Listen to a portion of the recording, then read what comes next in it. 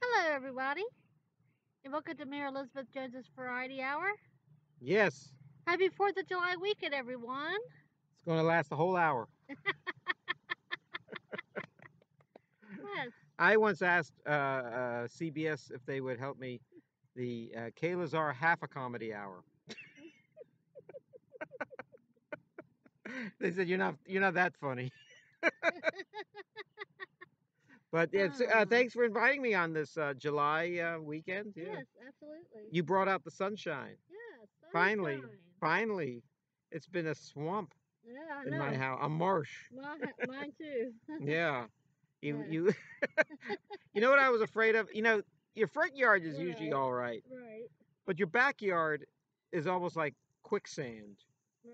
And I used to be so afraid of quicksand when I was a kid because on Uh-huh. every show, Leave It to Beaver or Yeah. Johnny Quest or Gilligan's Island, there's always quicksand, and it didn't look like it was all that hard to get out of it, but it just did it like suck you in or something? It was like a whirlpool or something. Yeah. You're going down a drain. Because if you just because it's like singing in mud. Right. Right.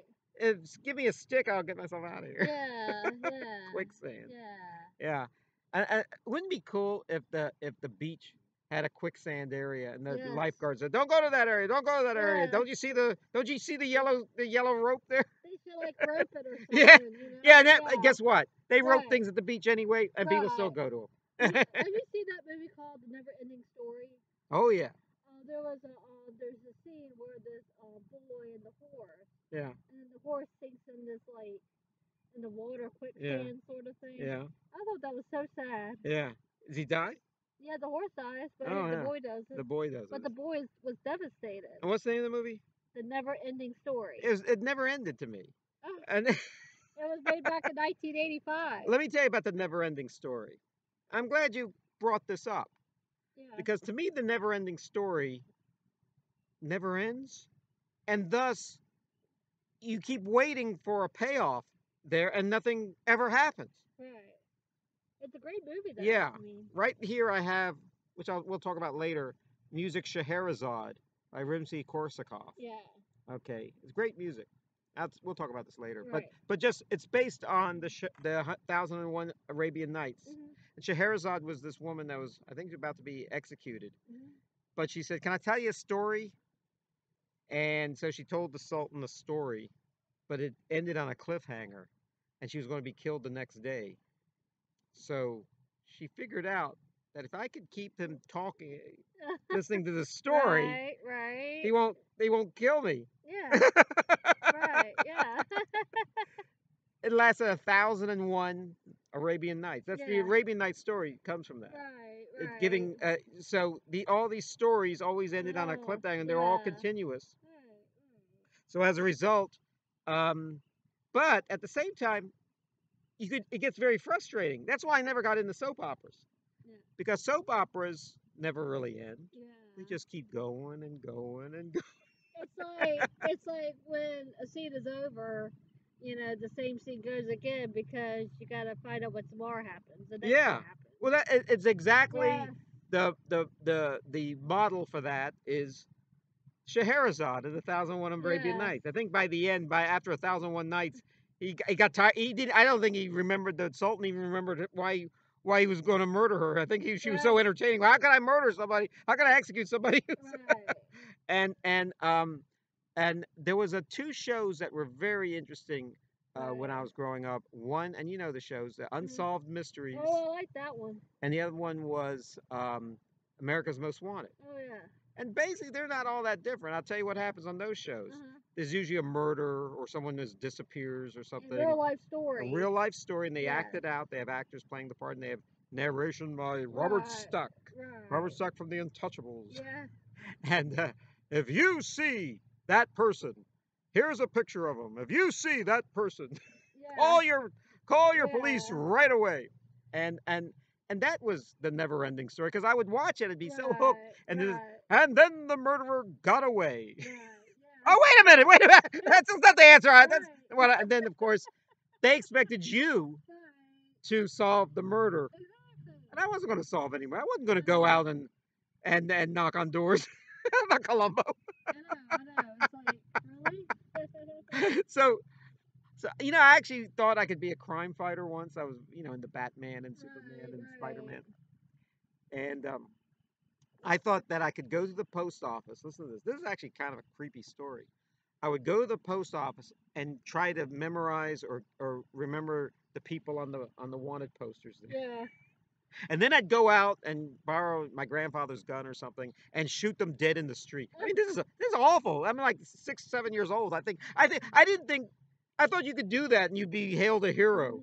No, you can't just kill people in the street. It's not the Wild West. You have to arrest them and bring them to trial, and then they prove their innocence. They may be innocent, and just because you saw their poster on a wanted poster in the at the post office doesn't make them automatic. They're just wanted at that point. In fact, most of those people do get off, and a lot of their crimes aren't really all that bad. I mean, you think of murder or bank robbery being bad, but a lot of them are just there for mail fraud. What's mail fraud? Mail fraud at the post office. Of course, that's a serious crime at the post office. Yeah. I used to be ever for that with Rescue 911. Yes. Even though it's not like a mystery thingy, but it's like a medical emergency. And it was a true story. They acted everything. It's a true story too, just like William Shatner. It's similar to Unsolved Mysteries. Yeah. And Rescue 911. I was in middle school when that came out, and when I was in middle school, I used to watch it all the time. Yeah. I used to always wanted to watch it. It used to come at like 7 o'clock or something. Yeah. Did you want to be like an EMT or a paramedic after watching that, or you just liked watching it? I just like watching. Because when I was watching these superhero shows, I thought that for some reason, I got the idea that Batman killed those people. Yeah. But they don't. They apprehend them. Yeah. In fact, they're very. If you watch those shows, they're rather fair to the people that they capture. Right. I remember once on Columbo where he arrested somebody and the guy got shot dead. He got shot dead by somebody, and Columbo got so upset because you're messing up everything. Like I got the idea Columbo was probably against the death penalty. It still comes on at nighttime on Sunday night. Yeah. Well, Columbo will always be up. Columbo is not going anywhere. Yeah, they also have another show called Mrs. Columbo. Mrs. Columbo. Oh yeah, with Kate Mulgrew. Yeah. He had a real sexy woman playing his wife on this, and his wife was never shown on Columbo. Yeah. And then that's very funny you mentioned it. Then when the Columbo show was over, when they stopped making new ones, they thought, well, we'll just have her solve crimes. Yeah. And then you find out she has a sexy wife. And he goes, what's Columbo doing? We thought like his wife should be like Roseanne Barr's, smoking cigarettes and cigar. I used to do it. Columbo was one of my favorites that I used to go.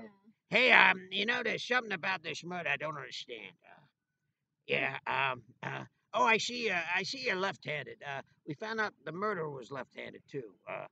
That'll be all. Thank you very much. I like the way, like at the end sometimes, the way he like kind of looks at people. Oh yeah. The suspect, like they're getting ready to be arrested. The Columbo show had the same plot. Like he kind of pulls a trick on them. Yeah. Well, it has the same plot. Yeah. It's usually the star. The first it's like a 2-hour movie, and the first half hour you don't even see Columbo. Yeah. The person plots the murder, and it's them. Yeah. Okay. They don't make any bones that they killed somebody. Right.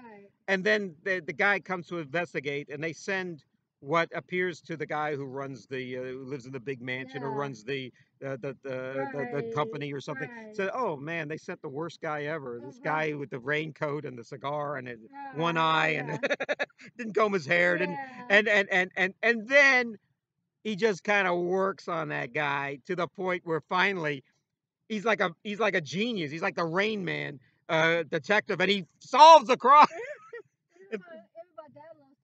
Yeah, and let me tell you something about Columbo. Columbo is very. On one episode, they actually said the police chief said, "Well, this murder is very important. That's why we're sending you, our best man, there." And yeah, Columbo's their best man. Well, he always solves the crime. I guess his tactics are weird, but one thing somebody made a point about on Columbo was all those rich guys, and this is usually a rich person that he arrests and everything, that they probably hire these lawyers. It usually takes place in Beverly Hills or somewhere. Like OJ, they probably hire like F. Lee Bailey or Robert Shapiro or Johnny Cochran or one of those dream team lawyers, and they probably get off like OJ did. Oh yeah. I mean, in other words, after all that hard work Yeah. with, and they always kind of admit to that they committed the crime at the end. Yeah, you got me. And then I think one time, I think Jack Cassidy appeared on a few times. He says, Yes. I Oh, I thought, saw that one with Jack Cassidy well, in there's a few it. of them with Jack Cassidy. There's one where he's a Yes. magician, and there's one we were talking about the other day. But at one point, he says to Columbo, I thought I solved the perfect crime. And then Columbo says, Yeah. there's no such thing as the perfect crime. You're always going to leave something to be caught up on. And he was right. But Jack Cassidy, the episode we were talking about, I was having dinner with a bunch of people last night, and what we were talking about was he actually killed somebody in a really weird way. He put nicotine, like nicotine in a cigarette. It's Mhm. very poisonous and it's very addictive. And so when you smoke it, you don't get a whole lot of it. But he took a Right. concentrated amount, like in an eyedropper, Mhm. and I think put it in something like a drink or something. And the guy died pretty soon after, and that was Mhm. and it was undetectable because the guy was a smoker. They thought, well, Wow. anyway, Columbo, of course, found out that Yes. it was a concentrated amount. Yes. And we were talking about how how dangerous certain things are. Like for example, my dad told me years ago that if you took a cigar, this is a perfect murder for all these people out there, and you put a cigar in a glass of water overnight, Uh-huh. and it turns the water brown the next day, and if Yeah. you drank that water, it would probably kill you. Mm. But if you smoked it in in bits and pieces, it wouldn't kill you. Wow. But goes to show you these people are always trying to think of like perfect murders and everything, Yeah. and Columbo. That's why you have to treat your friends right. Yeah. Right. Right.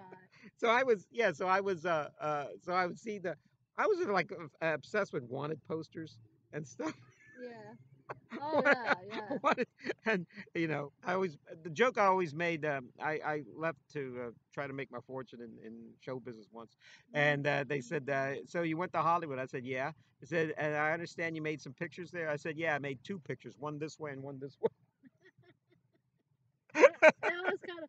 I used to laugh at that when I was a kid too. way." Like I think I used to always ask, why does person look at this face like this, and then the other person looks like Right. this? It's like The really? profile, the great profile, yeah. And but yeah, and they would have fingerprints on there Yeah. and everything at the on the wanted posters Right. and uh and there was they would actually have now they still have it I think on the Uh-huh. internet the FBI's 10 most wanted.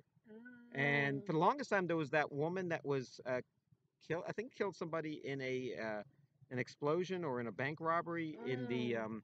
in during the Weathermen Oh. during the 1960s. And she just looked like a housewife. She didn't look like a regular. So I Oh always wow. wondered about that woman, and they never caught her after so many years. And then they finally did catch her. A lot of these people they find in the northwest living assumed names, and usually these people went on with their lives. They Mhm. didn't.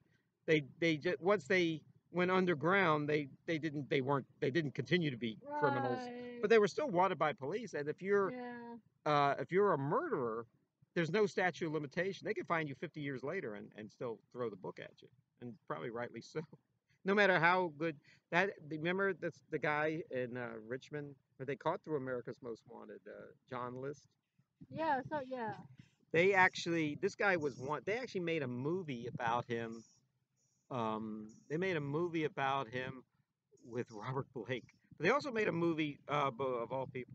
But they also made a movie, a fictional version of it called the Stepfather or something, and about a man who kills his whole family and his mother and gets away with it in New Jersey, Wow. and and at the time they made the movie, they never caught that guy. It was based on a true story, and then they caught the guy through America's Most Wanted. And what they did Oh. was, I think he was living in, I don't know where he worked. I think he lived in Denver or somewhere, and then moved to Richmond because someone saw a picture in like one of those tabloids, like National Enquirer. This guy wanted by the police. Yeah. He said, "Oh gosh, we got to move," and he made Yeah. sure that his new wife did not see that.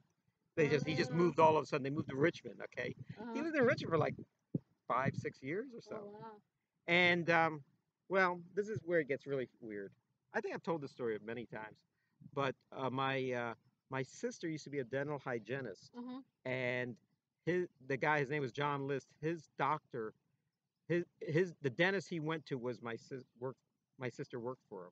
So Oh, my sister actually cleaned that guy's teeth. oh wow. The guy. So I said to my sister, what was he like? I mean, this is after the fact that they called him and everything. And she said, well, he was very polite and very quiet, but it was all business. He just wanted his teeth cleaned and then out of there. He didn't want to hang around. He didn't talk to anybody. It was all business. He was the type of guy who would mow the lawn wearing a suit and tie. He was kind of weird that way. Well, anyway, so anyway, the joke was that when they made the movie about his life, I said to my sister Kathleen, I said, did you see that show with John List? And she said, no, no. I said, there's a really good scene where he gets his teeth cleaned. She goes, really? And you won't believe who plays the dental hygienist, Phyllis Diller.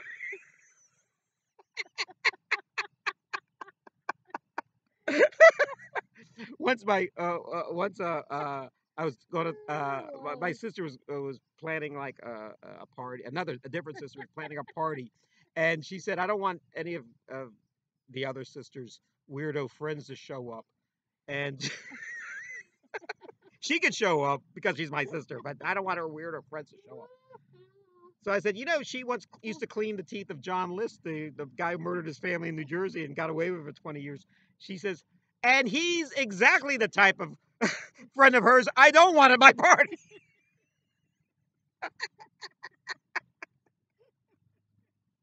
But anyway, the friends you pick, you know, I was thinking about friends I've had over the years, yeah. and I actually, a lot of people get mad at me at times, not friends, but people I Oh yeah, know yeah, yeah. for sticking with certain friends. Why Yes. why'd you pick that guy as your friend? Why you Oh and yeah. and for some, it's like girlfriends almost. A lot of people will say, why are you dating this person or this mean man or this woman?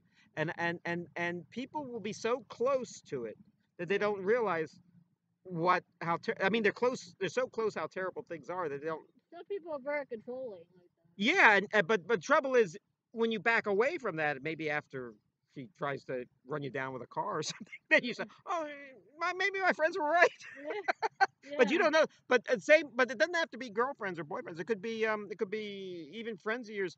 I remember when I was in I guess it was elementary school. This is awful in elementary. The teachers would try to make one kid like this bad kid, carving his initials yeah, in the desk or something, or yeah. always getting in trouble, always being sent to the principal's office. Right. For some reason, I kind of gravitated those kids. Yeah. Not so much the bad kids, but the kids that people gave a hard time to, the kids that were picked on. And looking back on it, I feel that's something good about me that Yeah. I would Right. make friends with those kids. Right. When people say Right. you should make friends with those people, why? Because I don't like the neighborhood he comes from, or I don't like his Right. father, or I don't like the Right. religion he is, or something. Right. And I say, well, to me that makes him more interesting. Yes. Yeah. I mean, anyone could be a piece of white bread type of friend. Yeah. Yeah. I mean, I have a lot of friends who I care for, Yeah. and one of my friends is kind of like really controlling. Mm. Yeah, and she would every time I would be friends with that person, she called me. She's like, Mary, you know so and so, and I was like, Yeah. yeah. She was like, I would unfriend them. So Yeah. And did you tell him to go to hell, or did you say, "Wow, that's a very good idea. I will drop them on your order." well, I didn't really drop them, so No, yeah. I just kind of listened to what she said, and that was Well, usually you listen to these people, and I mean, it's easy to make a speech or do something drastic, or even it. Right? capitulate. Yeah. But I always said, well, thanks for telling me. I'll keep that in mind, and then I just do whatever I want. Because no one. My mother was sort of that way. I don't like you talking to that kid. I don't like his mother. I said, well, don't don't make friends with his mother. It's almost like a Romeo and Juliet type of thing. Yeah. Yeah. Parents don't like each other, but a lot of kids would. I used to see. I see kids that were there were certain kids I really did not Mhm. like, and one of the kids I did not like was any kid that would tattletale on you when you were doing like a victimless crime. Yeah. and and I'll give you a good example of that. I have a sister, a different sister. Oh, so many. We're like the Osmonds. We have so many. Only we don't get along like the Osmonds. No, there was. I had this sister that was constantly gossiping about me to my friends or even to my mom and dad. Oh, you should have seen what Kevin was doing at that party. I think he was smoking pot, or he was around. There were people smoking pot at that party. Now that it's legal. So anyway, uh, so uh, so this is a wild story. So and this is back in a time when people didn't usually have cameras. They didn't have cell phones, certainly, but they didn't have cameras. So there's a picture. Supposedly, she took a picture of me smoking pot or smoking something, and she always threatened to use it.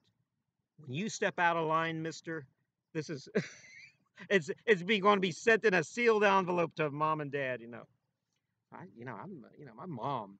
If Right. I hung around with any kid with a long hair or a tie-dyed shirt, my mom just thought the worst of me.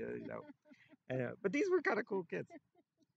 And so what happened was I didn't know what to do. So I went to my dad and I said, "There's this.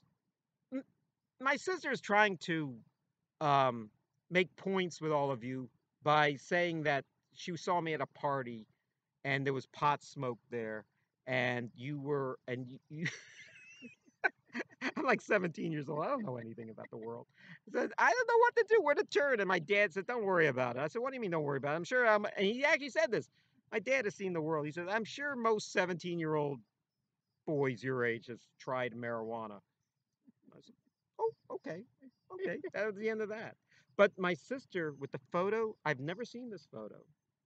And I have a feeling it doesn't exist. But it was like a weapon of mass destruction, and I pretty much capitulated everything. Anytime she wanted me eating out of her hand, I got that picture. I got that picture. It's going to mom and dad with a bow on it. So after a while, it didn't even bother anymore worrying about it. It's hardly worth worrying about certain things, but tattletales I never liked because I always found I a don't lot of like it either. I always found tattle. I mean, it'd be different if like I murdered somebody or Yeah, somebody or yeah. did something really awful. Right, yeah. But I didn't. I didn't. I don't really think I lived too dull a life. What the worst you could have on me is that I once was at a party where people were smoking pot. Uh, Gosh. yeah. I once had liquor Right. on my breath at a 4th of July barbecue. Right. I think it was one beer. What a terrible person this man is. I know, I know, I know. So yeah, so she but there was one kid, I think I may have told the story. There was this I had, very judgmental parents, or my mother anyway. Very old school. Whenever my family, any member of my family would say about the kids in their friends, well, my friends only wear designer clothes, and my friends has a divorced mother, and my friends and they buy them all this stuff. How come you never do all this stuff for us? And all the, it's all about material things. I didn't really care about material stuff so much. I still don't. It's hard to believe the way I look that I'm not a material guy, but I really am not. But anyway, but they so my mom would say, they're just telling you that. It's not true. They're just pretending that their parents work hard. They work hard just like I do, and all this stuff. Well, years later, my mom found out that being from Europe and growing up during the Depression, she did not know that in America, parents just throw money at their kids and everything, and that's the way. That's the American way. Yeah. And oh, I guess my daughters were telling the truth. I said, "Oh," I said, "I could have told you they were telling the truth because they're such brats. They probably, uh, parents would say because I said so. That was as good. That was as good an argument as they had, and it worked for them. Yeah, That's what my mom used to say because I said so. yeah, and and but a lot of uh, I think a lot of parents. I don't think any. I think parents might be a little stricter now, but when I was growing up, kids they didn't know anything about their kids. They let their kids run wild, ride bikes, ride mini bikes, motorcycles, go on skateboards down hills and everything. Daredevils, fall out of trees. Oh, they jump off of roofs. They let us do. They let their parents let them do it. And when I actually I had a terrible dream once, and as a result of all this yelling, was my mom was yelling and screaming and said, "Don't go to this guy's party." And in the dream, I went to the guy's party, and then the police came and everyone ran. This is in the dream, and I go up a barbed wire fence, and then I fall down, and I hit my head, and I start losing all conscious. This is in the dream, and I'm dying. I'm actually dying. And the last thought of my mind was, Wow. "Mom was right. I shouldn't have gone to this party." Then I wake up. I think that's what woke me up. The realization my mom was right. Wow. And also there's a better thing going on was my mom. I eventually, once I got a little mature, probably by the time I graduated high school, that my mom wasn't just, because I said so. She genuinely, sincerely felt this was the wrong thing to do, and and she was right. I don't know anything at 16 years old. Yeah. I mean, I don't know anything about the world. Right. I remember hanging out with a bunch of guys fixing their motorcycles, and we were just having a great time and riding on motorcycles. And I didn't tell my mom I was riding motorcycles. And I must have been a teenager, like a young teenager, like 15 or 16. And so she said, so I was saying, so they all said, when are you bringing your motorcycle here, Kevin? I said, I don't have a motorcycle. He goes, your mother won't buy you one? How about your dad? Now your dad's motorcycle. Does he ever let you ride that? I said, my dad doesn't own a motorcycle.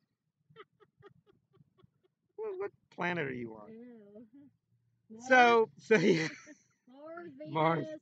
Jupiter. Yeah. So anyway, I said, yeah, my mom's kind of strict. My mom's she never lets me have any fun. She's kind of sad.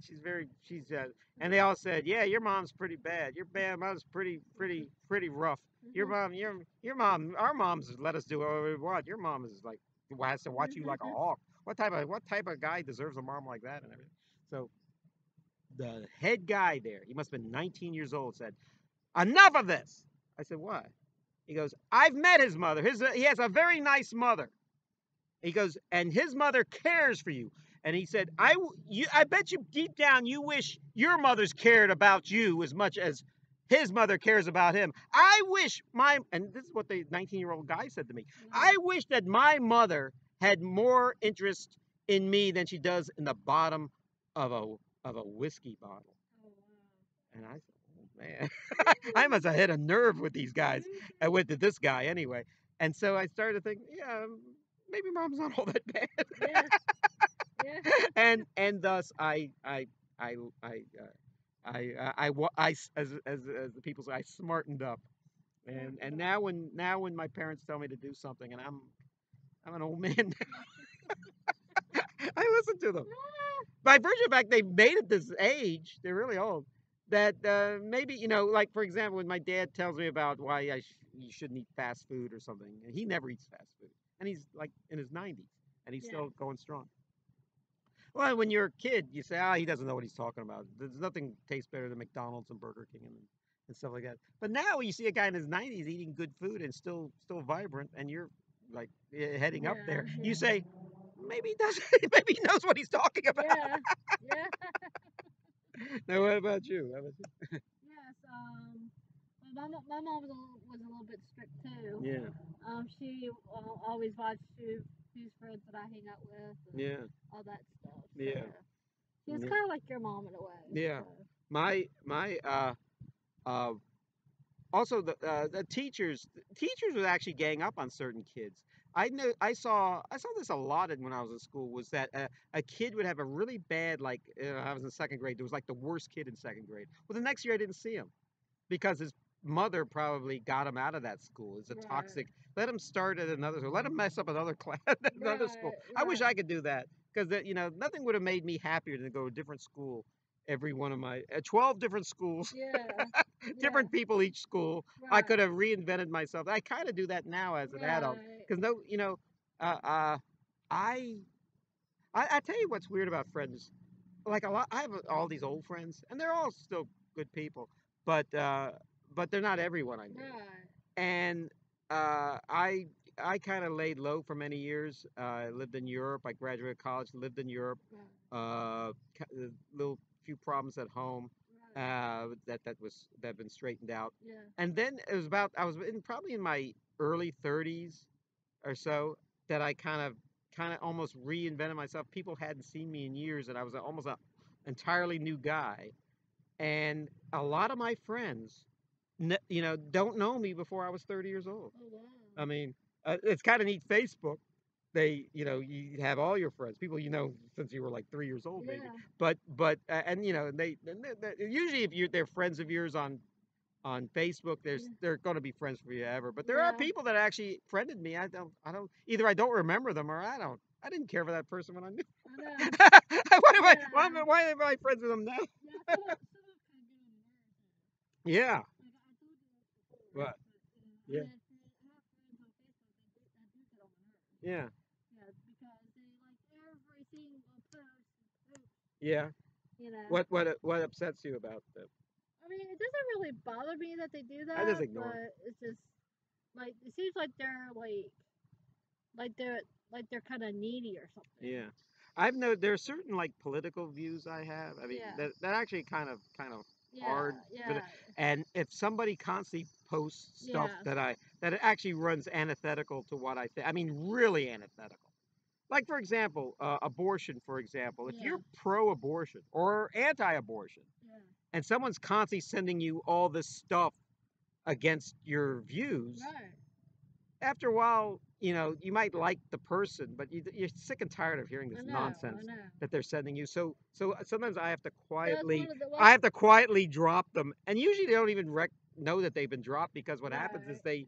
they stop. They know that they're not Right. that their propaganda is not getting to you. Right. That's one of the other reasons why I some never send propaganda to that's people. one of the reasons why some of my friends get on the nerves I'm because they only talk about political stuff and it yeah makes me yeah yeah. yeah. And those are the people, but then the people I've known all my life, there are people. I mean Right. there are people that like friended me on Facebook. Oh, I gotta tell you, I have so many friends on Facebook, but they're all friends of mine. They Yeah. really are friends of mine. Yeah. And if you weren't and if you Yeah. I've met all of them. Yeah. Some of mine are friends of mine too. I've So not met any of them. right. They're all people I have met personally, and thus they've gone through I vetted them, Yeah. and they're our friends of mine. And Yeah. but funny, have you ever been to your high school reunion? I know I haven't, but I thought about it a couple times. Well, I've been to quite a I'm few of thinking them. about maybe going to my next one maybe. Yeah, go to it.